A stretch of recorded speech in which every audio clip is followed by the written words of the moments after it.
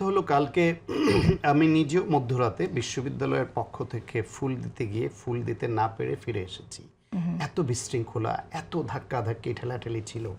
এইটা অনাকাঙ্ক্ষিত একটা ডিসিপ্লিন রয়েছে এবং আমি ফেসবুকে সঙ্গে সঙ্গে যখন লিখছি যে আমরা সভ্য হবে কবে হব, তো এতটা বিরক্ত লেগেছে যে শহীদ মিনারে ফুল দিতে গিয়ে দীর্ঘ সময় দাঁড়িয়ে থেকে ফুল না দিয়ে আমারও ফেরত আসতে হয়েছে। এটা একটা দিক। আর একটা দিক হচ্ছে রুমিন ফারহানার সঙ্গে যেটা করা হয়েছে এটা স্রেফ অন্যায়। যেহেতু পরিবর্তিত রাজনীতির দিকে এগিয়ে যাচ্ছে, তারেক রহমানের এখনকার যে রাজনীতি, আমার ধারণা তার দলের নেতাকর্মীরা অনেকে তার রাজনীতিটাকে এখনো ধারণ করতেই শেখেননি। যদি সেটা শিখতেন তাহলে এটা করতেন না। যেহেতু শিখছেন না, দলের বিভিন্ন পর্যায়ে শাস্তিমূলক ব্যবস্থা নেওয়া হয়েছে।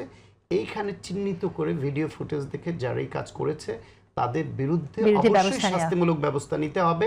আমি দাবি জানাই এটা রুমিন ফারহানা না হয়ে অন্য যে কারো বেলায় ঘটলেও একই বিধান যেন প্রযোজ্য হয়।